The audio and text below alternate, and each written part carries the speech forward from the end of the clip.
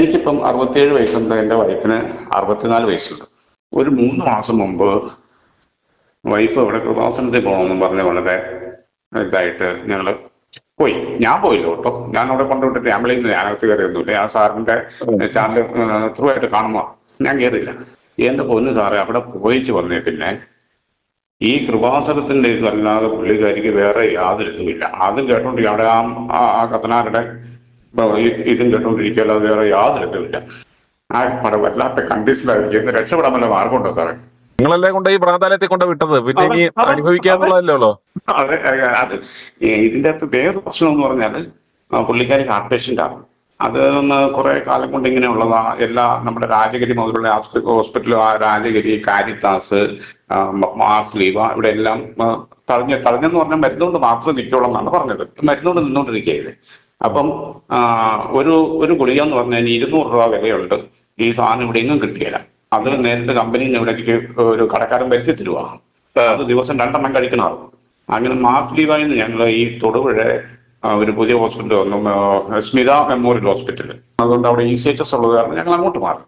അവിടെ വന്നപ്പം അവിടുത്തെ കാർഡിയോളജിസ്റ്റ് പ്രവീൺ ചാക്കോ, പുള്ളി ആദ്യം നോക്കിയിട്ട് പറഞ്ഞു ഇത് ഇങ്ങനെ തന്നെ മെഡിസിൻ തന്നെ പോവുള്ളൂ. പിന്നെ ഞാൻ തൊടുപുഴ ആയതുകൊണ്ട് എനിക്ക് അടുത്തായതുകൊണ്ട് ഒരു ഗുണമുണ്ട്. അത് ഞാൻ 2ാമത്തെ പ്രാവശ്യം ചെന്നപ്പോൾ പുള്ളി പറഞ്ഞു ഒരു പുതിയ ടെക്നോളജി വന്നിട്ടുണ്ട്, അത് മുഖാന്തരം നമുക്ക് ഇതൊന്ന് അടയ്ക്കാവുന്ന നോക്കണം. അതായത് ഈ ഹാർട്ടിന്റെ അകത്തുള്ള ഹാർട്ടിന്റെ 2 ഭാഗങ്ങളുണ്ടായിരുന്നു, അടുക്കുള്ളൊരു പാട് കെട്ടല്ലോ, അതിനൊരു ഹോളായിരുന്നു. അപ്പൊ അങ്ങനെ അത് ചെയ്യുന്ന ഒരു ഡോക്ടറുണ്ട്. അത് ആ ഡോക്ടർ ഇവിടെ നമ്മുടെ എറണാകുളം ആശ്രമ സിറ്റിയിലാണ് ഉള്ളത്.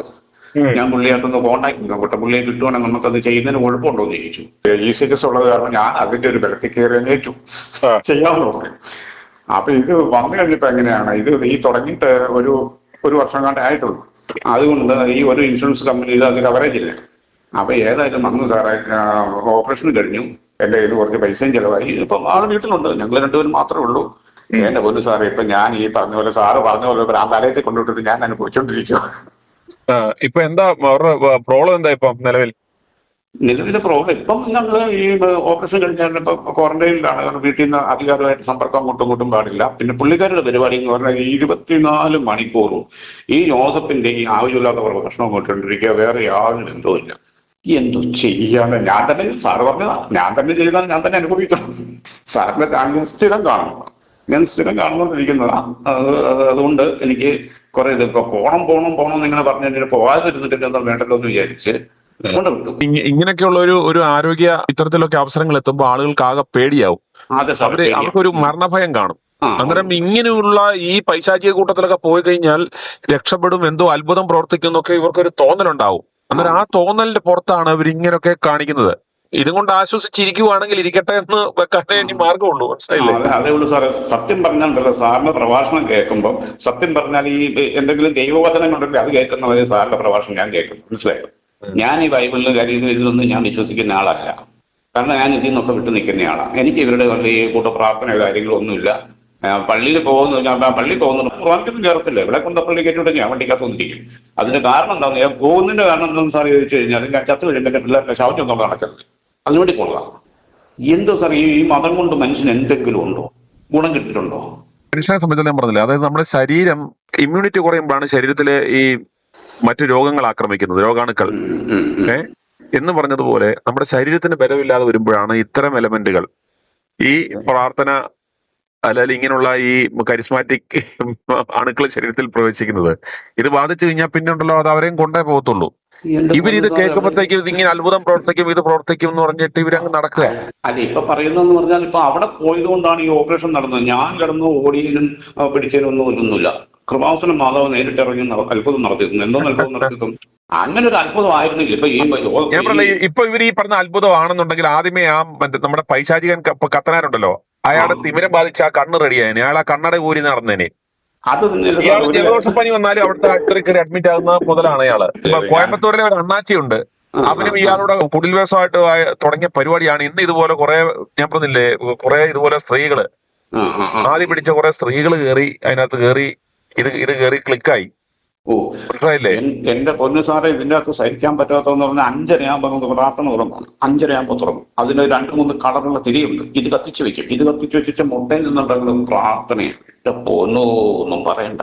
ഇത് കേട്ട് എന്റെ പൊന്നു സാറേ, ഈ പറയുന്നതിന് ദൈവം എന്ന് പറയുന്ന ശക്തി ഉണ്ടെങ്കിൽ അതിനെപ്പോലെ നമ്മൾ ഉയർത്തോണ്ടിരിക്കുന്നത് ഇപ്പൊ. ഇവരുടെ ലക്ഷ്യം എന്ന് പറയുന്നതാണ് ദൈവത്തിൽ നിന്നും മനുഷ്യരെ അകറ്റി ഇത്തരത്തിലുള്ള പൈശാചിക കേന്ദ്രങ്ങളിലേക്ക്. അതിന് ആളുകൾ കരുതുന്നത് എന്താ? ഇവിടെ ദൈവം തൂണിലുമുണ്ട് തുരമ്പിലുമുണ്ട് സർവ്വവ്യാപിയാണെന്ന് പറയുമ്പോൾ പോലും ഇവന്മാര് പറയുന്നത് എന്താ? ഇവന്റെ പൈശാചിക കേന്ദ്രത്തിൽ വരണം, അവിടെ ചെന്ന് ഉടമ്പടി എടുക്കണം, അവൻ കൊടുക്കുന്ന കളറുള്ള മെഴുകി കത്തിക്കണം, അവൻ പറയുന്ന പോലെ തലകുത്തി നിൽക്കണം, ഇങ്ങനെയൊക്കെ പറഞ്ഞ് ഈ പറഞ്ഞ പോലെ ഈ മനസ്സിന് കട്ടയില്ലാത്ത ഇവരെ പറ്റിക്കുകയാണ് ഇവൻ. എന്റെ പൊന്നു സാറേ, ഞാനൊരു ക്രിസ്തീയ വിശ്വാസം ആയിരുന്നു, ഇപ്പൊ അല്ല. കാരണം ആ വിശ്വാസം എനിക്ക് പോയി. ഉമ്മർ മുഴുവൻ കള്ളത്തര ബൈബിൾ എഴുതി വെച്ചേക്കുന്നത് എനിക്ക് മനസ്സിലായത് വേറെ കാര്യം. പിന്നെ ഇല്ലാത്ത വേറൊരു കാര്യം, ഇവനെ എന്തൊന്ന് ഉടമ്പടിയായി കൊടുക്കണം. നമ്മൾ ക്രിസ്ത്യാനികള്, ഞാൻ കത്തോലിക്ക സമുദായമാണ്. കത്തോലിക്ക സമുദായത്തിൽ നമ്മൾ ഒരു ഉടമ്പടി എടുക്കുന്നുണ്ട്. മാമോദിസയിൽ പരിശുദ്ധ ആത്മാവിനായിട്ട് ഉടമ്പടി എടുക്കുന്നുണ്ട്. അതിന്റെ ഫോണിൽ വേറെ ഏതാ ഉടമ്പടി ഉള്ളത്? ആ പറയുന്നവന്മാർ തന്നെയാണ് ഇവരുടെ ഈ പോഷക സംഘടനകളായിട്ട് വാഴക്കൃഷിക്കിടെ ചീരകൃഷി എന്ന് പറഞ്ഞ പോലെ ഈ സൈഡ് പരിപാടിയായിട്ട് ഇവന്മാർ കൊണ്ടുപോകുന്നത്. ഏതൊക്കെ രീതിയിൽ കാശുണ്ടാക്കോ അതിനുള്ള മാർഗങ്ങളാണ് ഇതെല്ലാം. അങ്ങനെയാണ് ഇവന്മാരുടെ മറ്റു പള്ളികൾ അടയ്ക്കാത്ത എന്ത്? ഈ കുറുവാസനത്തിലാണ് ദൈവമാതാവും ദൈവവും ഇരിക്കുന്നെങ്കിൽ ഇവന്മാരുടെ മറ്റു പള്ളികൾ അടയ്ക്കാത്തത് എന്ത്? ഇങ്ങനെ ഒരു മാതാവ് ഉണ്ടോ? അത് ഞാൻ പറഞ്ഞില്ല, അത് മാതാവ് ഒന്നുമല്ല, ഇവന്റെ കുഞ്ഞമ്മയാന്ന് ഞാൻ എത്രയോ കാലമായിട്ട് ഞാൻ പറഞ്ഞു. അത് മാതാവ് ഒന്നുമല്ല, ഇവന്റെ പൈശാചിക കുഞ്ഞമ്മയത്. ദൈവമാതാവ് വന്ന് ഇവന്റെ പൈശാചിക കേന്ദ്രത്തിലായിരിക്കുന്നെന്ന് പറഞ്ഞു കഴിഞ്ഞാൽ അവസ്ഥ തുറന്നു നോക്കിയേ, അത് എന്ത് സാധനമായിരിക്കും. ഇതിനകത്ത് നമ്മൾ മനസ്സിലാക്കേണ്ട കാര്യം എന്ന് പറഞ്ഞാൽ, ഇപ്പോൾ ഇത്രയും വയസ്സായി, ഇത്രയും കാലം ജീവിച്ചു, ഇതുപോലൊരു മനുഷ്യന് മരിക്കാൻ ഒരു കാരണം ഉണ്ടാവും. അത് ഹാർട്ട് ഫെയിലിയർ ആവാം, ക്യാൻസർ ആവാം, അതല്ലെങ്കിൽ മറ്റെന്തെങ്കിലും ഒരു കാരണത്താൽ ഇന്നലെ നാളെ മരിക്കും. പ്രായമാകുമ്പോൾ ശരീരത്തിന് അതുപോലെ എന്തെങ്കിലും വരും.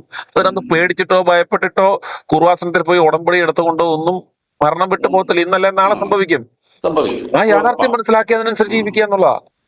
ഞാനിപ്പം സാറിനെ വിളിച്ചതെന്ന് വെച്ചാൽ, എനിക്ക് ഇതുപോലെ തുറന്ന് സംസാരിക്കാനുള്ള അടുത്തുള്ള ആൾക്കാരൊന്നും ഉണ്ട്. കാരണം എന്റെ പ്രായത്തിലുള്ള ആൾക്കാരൊക്കെ എന്റെ ഈ ഭക്തിയുടെ ആൾക്കാരാണ്. എനിക്ക് അവരെ താല്പര്യമില്ല. അത് കാരണം ഞാൻ സാറിനെ കുറെ ദിവസം ഉണ്ടെങ്കിൽ ട്രൈ ചെയ്തുകൊണ്ടിരിക്കുക.